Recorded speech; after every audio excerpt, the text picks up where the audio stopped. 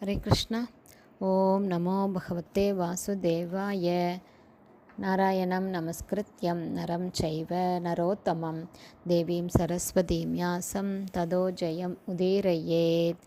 नष्टप्रायेषु अभद्रेषु नित्यं भागवत सेवयां भगवती उत्तमश्लोके பக்திர்பவதி நைஷ்டகி. ஹரே கிருஷ்ணா. ஸ்ரீமத் பாகவதம் ஸ்கந்தம் 9 அத்தியாயம் 18. மன்னர் யயாதி தன் இளமையை திரும்பப் பெறுதல் என்னும் தலைப்பில் பதம் 32. ராஜபுத்ரிய அர்த்திதோ அபத்யே தர்மம் ச அவேக்ஷ்ய தர்மவேத் ஸ்மரஞ்ச சுக்ரவச்சக காலே திஷ்டம் ஏவ அப்யபத்யத.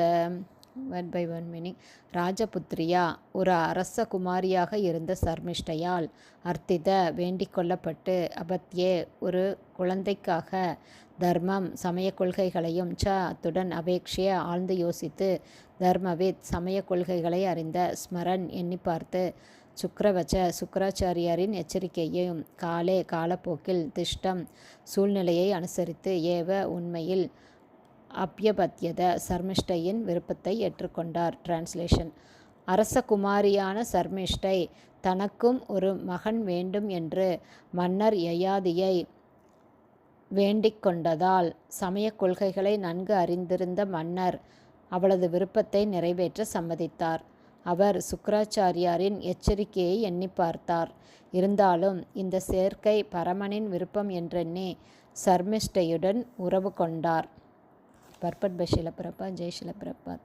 யயாதி மகாராஜா ஒரு சத்திரியனின் கடமையை நன்கு அறிந்திருந்தார். ஒரு சத்திரியரை ஒரு பெண் அணுகினால் அவளை அவர் மறுக்கக்கூடாது.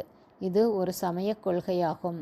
உதாரணமாக, துவாரகையிலிருந்து திரும்பி வந்த அர்ஜுனன் கவலையுடன் இருப்பதைக் கண்ட தர்மராஜனான யுதிஷ்டர் ஒரு மகனுக்காக தன்னை நாடி வந்த ஒரு பெண்ணை அர்ஜுனன் மறுத்துவிட்டாரா என்று அர்ஜுனனிடம் கேட்டார்.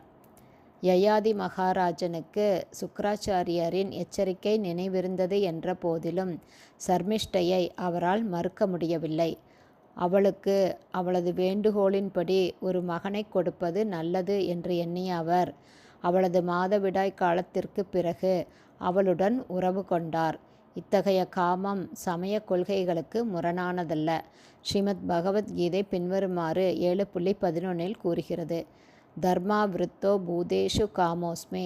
சமய கொள்கைகளுக்கு முரண்படாத உடல் உறவு வாழ்வு கிருஷ்ணரால் ஏற்றுக்கொள்ளப்படுகிறது.